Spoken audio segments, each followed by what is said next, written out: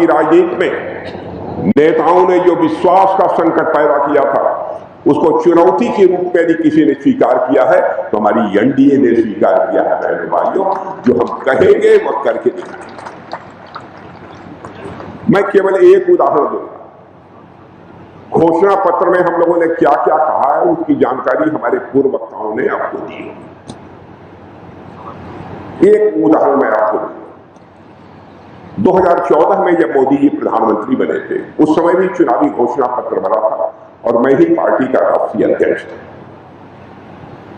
बराबर मोदी जी मुझसे कहते थे कि राजनाथ जी जरूर देख लीजिएगा, कहीं कोई ऐसी बात घोषणा पत्र में न आ जाए जिसे हम पूरा न करें। मैंने कहा मैं खुद पूरी सावधानी रखूंगा। 2019 का घोषणा पत्र बनने लगा, तब भी उन्होंने कहा कि आप घोषणा पत्र देख लीजिए। 2024 में बनने लगा, कम घोषणा पत्र आप देख लीजिए। भाइयों, हमारी विश्वसनीयता पर, हमारे कहने और करने में कोई अंतर नहीं होना चाहिए। इस हद तक जाकर हम लोग चिंता करते हैं। और उदाहरण यदि आप देखना चाहते हैं, हम लोगों ने कहा था 2014 में भारत को हम 2047 तक दुनिया का धनवान देश बनाएंगे, यानी विकसित भारत बनाएंगे। लेकिन जो कुछ भी 10 से 11 वर्षों के अंदर हुआ, उस विकास के पन्नों को पलट कर आप देख लीजिए, जो भी हम लोगों ने कहा है उसको पूरा किया है और सनई सनई उसी दिशा में आगे बढ़ रहे हैं। आप ये कहेंगे कैसे आगे बढ़ रहे हैं? मैं आपको याद दिलाना चाहता हूं, जो पढ़े लिखे लोग हैं, कि 2014 में हमारा यह भारत अर्थव्यवस्था के आकार, यानी बोलचाल की भाषा में कहें कि धन दौलत के मामले में हमारा भारत दुनिया के देशों में 11वें स्थान पर 2014 में खड़ा था। बहनों भाइयों, आज आपको जानकर खुशी होगी, आज हमारा और आपका यह भारत जो 2014 में 11 साल पहले दुनिया के देशों में 11वें स्थान पर खड़ा था, आज वह जंप लेकर दुनिया के देशों में 4थे स्थान पर आकर खड़ा हो गया।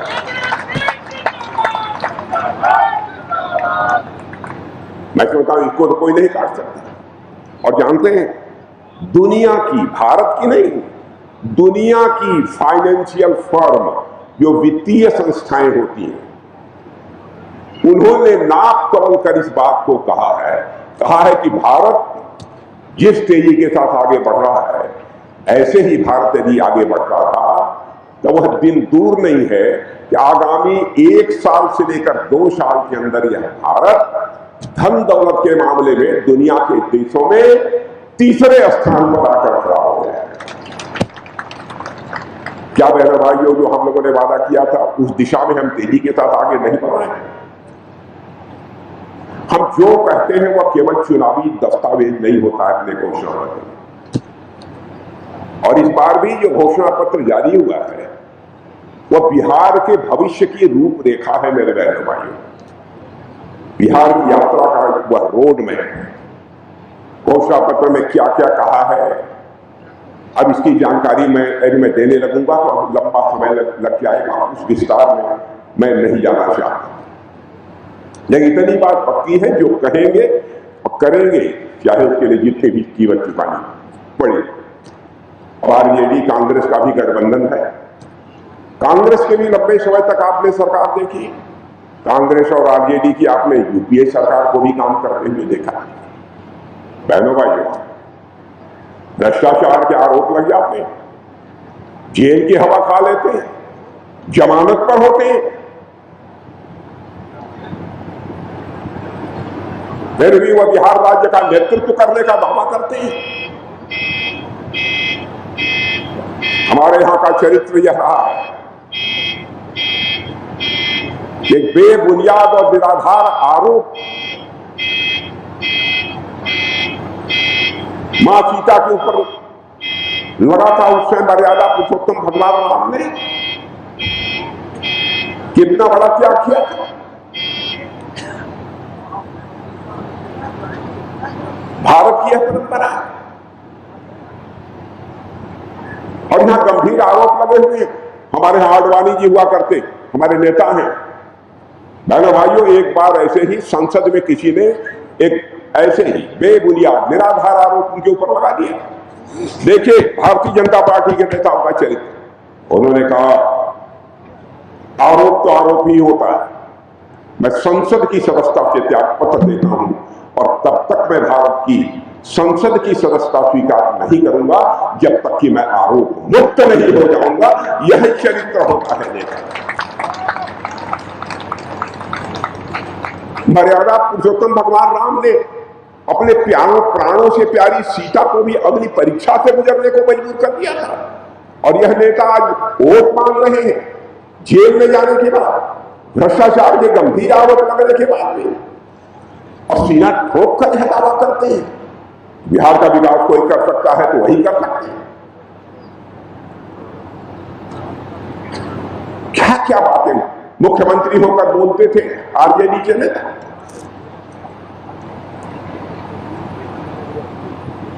जब तक समोसे में रहेगा आलू तब तक बिहार में रहेगा लालू। बहनों भाइयों, क्या इससे देख बिहार प्रदेश का विकास हो? कहां ये लोग बिहार को ले जाना चाह रहे? इसलिए मैं आप सबसे अपील करने आया हूं बहनों भाइयों, यदि कोई विकास बिहार का कर सकता है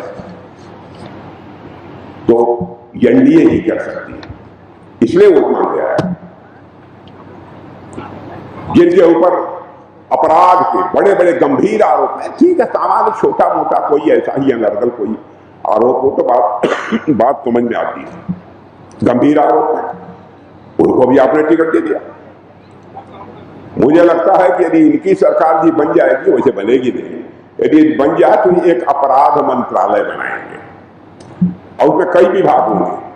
लूट का विभाग होगा, मर्डर का विभाग होगा, अपहरण का विभाग होगा, दंगा का विभाग होगा, डकैती का विभाग होगा, छिनैती के विभाग होंगे। ये लोग विकास करेंगे। हम लोग जहां भी सरकार एनडीए की बनाते हैं तो हम लोग कहते हैं आइए हमारी एनडीए की जहां सरकार वहां देखिए कितना विकास हुआ। और बिहार में भी हम कहेंगे बहनों भाइयों कि आइए नहीं एनडीए के बिहार में, हमारा विकसित बिहार में। और ये क्या कहेंगे? ये कहेंगे आइए ना हमारा बिहार में, ठोक देंगे कट्टा कपार में।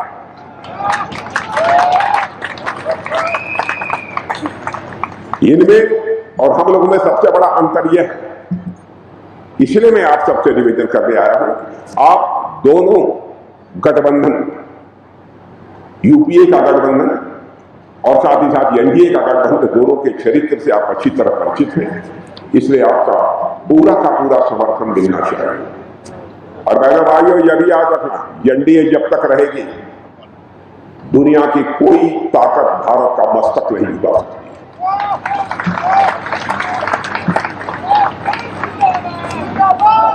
और आपने देखा अभी हमारे रवि बाबू आपको याद दिला रहे थे, मैं तो नहीं बोलने वाला था लेकिन रवि बाबू ने याद दिला दिया, इसलिए मैं बोल रहा हूं।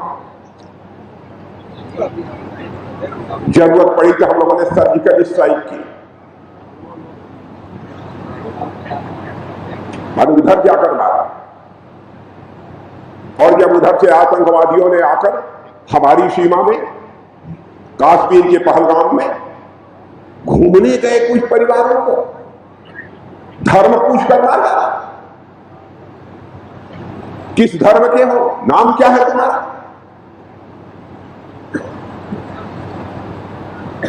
26 लोगों की जानें ले ली। उसके बाद बहनों भाइयों हम लोग बैठे प्रधानमंत्री जी के साथ भी। प्रधानमंत्री जी ने कहा राजनाथ जी, सब आप सब लोगों को खुली छूट है। और उसके बाद बहनों भाइयों आपने देखा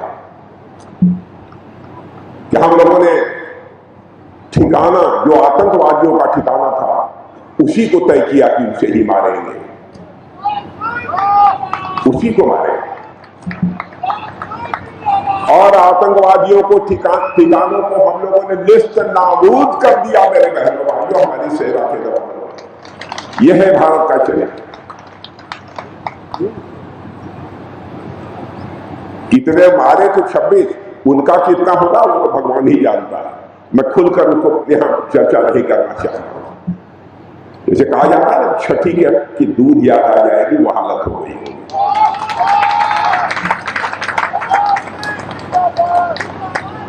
उन्होंने धर्म पूछ कर मारा, तुम्हारा धर्म क्या है? हमने धर्म पूछ कर नहीं मारा, हमने उनका कर्म देख कर मारा। बहनों भाइयों, हमने हिंदू मुसलमान के आधार पर कोई भेदभाव नहीं किया। हम लोग चाहते थे तो उनके नागरिकों के ठिकानों पर भी हमले कर सकते थे, नहीं किया। अब उन्होंने कहा कि जो आतंकवादी ठिकाने हैं हम केवल वहीं हमला करेंगे। यह उदारता हम लोगों की है, क्योंकि भारत का ऐसा चरित्र है। माताएं बहनें घर में यदि आटा गूंथती होती रसोई घर में आटा गूंथती है, बगल से यदि चींटी गुजर जाती है तो थाली से आटा निकालकर उस चींटी के सामने डाल देती है और उसके भी दीर्घजीवी होने की कामना करती है। ऐसा है, हम जाति पंथ और मजहब के आधार पर भेदभाव करने वाले लोग नहीं हैं, लेकिन हम लोगों ने करके दिखाया। और मैं डिफेंस मिनिस्टर हूं, चुनावी घोषणा पत्र में इसकी चर्चा हुई है। बहनों भाइयों, जैसे उत्तर प्रदेश में डिफेंस कॉरिडोर है, तमिलनाडु में डिफेंस कॉरिडोर है, यहां पर भी डिफेंस कॉरिडोर बिहार में बनेगा। डिफेंस कॉरिडोर बिहार में बड़े बड़े हथियार, तोप, बम, गोले, यह सब बिहार की धरती पर भी अब बनेंगे। पहले हिंदुस्तान के 1-8-2 राज्य थे जहां तक यह सब सारी चीजें सीमित थी, और आज हमारा उत्पादन इतनी तेज, रक्षा उत्पादन इतनी तेजी के साथ बढ़ रहा है, सारे देश में, सारी दुनिया में उसकी सराहना हो गई। वादे बहुत सारे, इसलिए बहुत मैं विस्तार में जाकर नहीं कहना चाहता। सेमी कंडक्टर पार्क भी बनेगा बिहार में, जिसकी कभी कोई कल्पना नहीं कर सकता।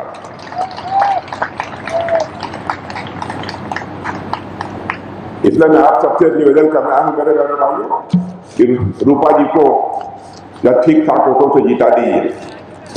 जिता देंगे कि नहीं जिताएंगे? पक्का?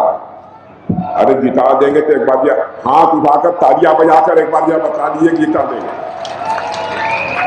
देखिए इधर नौजवानों को ये माताएं बहने, अच्छा ये बताओ, यहां पर जो माताएं बहने खड़ी हैं, नीतीश जी ने जो 10,000 रुपया एनडीए सरकार ने जो भेजा, 10,000 मिला है कि नहीं माताओं बहनों को? मिला है कि नहीं 10,000?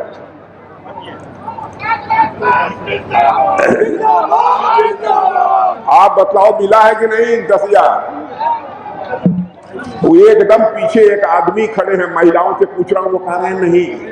बताइए क्या झूठ की भी हद होती है।